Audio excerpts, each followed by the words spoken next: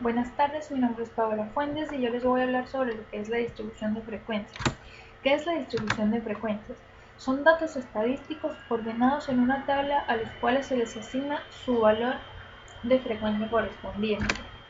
Tenemos distintos tipos de distribución de frecuencias. Tenemos para datos no agrupados y para datos agrupados. ¿Cuáles son los tipos de frecuencia? Tenemos frecuencia absoluta, frecuencia relativa, la frecuencia agrupada o acumulada y la frecuencia relativa acumulada. ¿Qué es frecuencia? La frecuencia es el número total de datos que existe y está representado por la letra M. Tenemos entonces, ¿qué es la frecuencia absoluta? La frecuencia absoluta es el número de veces que se repite un elemento en una serie de datos. Está representada por FI. Veamos el siguiente ejemplo. Tenemos los siguientes datos. Construimos nuestra tabla. Empezamos a construir nuestra tabla de distribución. Entonces tenemos los datos 3, 5 y 2. Para calcular la frecuencia absoluta del primer elemento, contamos las veces que este se repite. Vemos que el 3 se repite 1, 2 y 3 veces. Lo colocamos así en nuestra tabla y así hacemos para los siguientes datos. Veamos qué es la frecuencia relativa. La frecuencia relativa no es más que el cociente entre la frecuencia absoluta y el número de datos. Entonces seguimos construyendo nuestra tabla a partir del ejemplo anterior. Ya habíamos calculado lo que era la frecuencia absoluta. Decimos, ¿cuál es el número total de datos? El número total de datos lo podemos contar a partir de aquí. 1, 2, 3, 4, 5, 6 y 7 datos. También lo podemos saber porque la suma de nuestros datos de frecuencia absoluta es igual a 7. 3 más 2 más 2 es igual a 7. Tenemos entonces para el dato número 1 cuál es la frecuencia relativa. Decimos que es la frecuencia absoluta, en este caso 3, por el número total de datos que es 7. ¿Por qué lo multiplicamos por 100? Porque este dato también puede ser representado en porcentaje. Ahora, la suma de todos estos datos después que los calculamos debe dar 1 o en su defecto 100%. Continuamos ahora con la frecuencia agrupada o acumulada. La frecuencia agrupada o acumulada es la suma de las frecuencias absolutas que va desde el primer dato, hasta el inmediato anterior o superior. ¿Qué quiero decir con esto? Veamos en el siguiente ejemplo construimos nuestro siguiente renglón. Entonces vemos que la frecuencia agrupada para el dato número 1 es 3. ¿Por qué? Porque no tenemos ningún dato de frecuencia absoluta anterior. Entonces, continuamos con el dato número 2 para entenderlo un poco mejor. En este tenemos que nuestro dato de frecuencia absoluta es 2. Entonces, es la suma de nuestro dato de frecuencia absoluta más nuestra frecuencia agrupada anterior, inmediatamente anterior. Esto quiere decir que es 3 más 2, este es igual a 5. Entonces, para el tercer elemento tenemos que es la suma de nuestra frecuencia absoluta más nuestra frecuencia agrupada anterior. En este caso es 5 más 2 es igual a 7. Entonces, ahora tenemos que la frecuencia relativa acumulada. ¿Cómo se calcula esto? Primero vemos qué es. Este es el cociente entre la frecuencia acumulada y el número total de datos. Seguimos construyendo nuestra tabla desde el ejemplo anterior. Seguimos la fórmula. La frecuencia relativa para el dato número 1 tenemos que es la frecuencia acumulada, que en este caso es 3, entre 7, que es el número total de datos, por 100. ¿Por qué por 100? Porque este dato también puede ser expresado en porcentaje. Entonces, veamos ahora qué es la distribución de frecuencia para datos agrupados.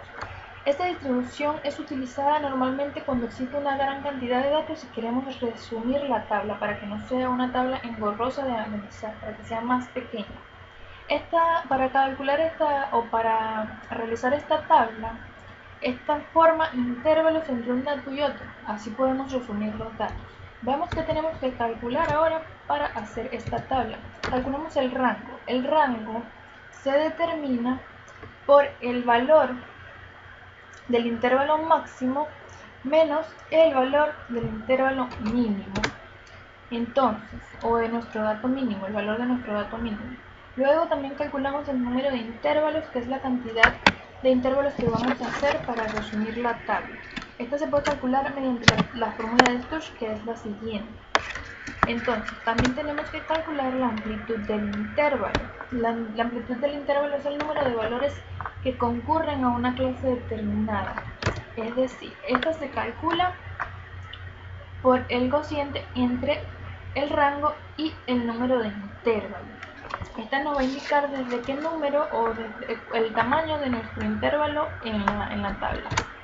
Desde qué número hasta qué número va a ir. La clase de marcas es el punto medio entre el límite inferior y el límite superior. Lo podemos calcular mediante la siguiente fórmula. Veamos el siguiente ejemplo. Tenemos el siguiente ejemplo. Nos dice que elaboremos una tabla de frecuencia con 4 clases. Tenemos los siguientes datos. Entonces, calculamos el rango. ¿Cuál es el valor máximo de nuestros datos? En este caso es 20 y el valor mínimo es 1. Entonces 20 menos 1 es igual a 19. Ese sería nuestro rango. ¿Cuál es la cantidad de intervalos o el número de intervalos? En este caso es 4 porque ya el ejemplo no lo dice. Nos dice que el número de clases es 4. Por eso colocamos 4. Entonces, ¿cuál es la amplitud de este ejercicio? La amplitud de nuestros intervalos. Aplicamos la fórmula de rango entre el número de clases, 19 entre 4. Lo aproximamos el resultado para que sea más sencillo de calcular los demás datos.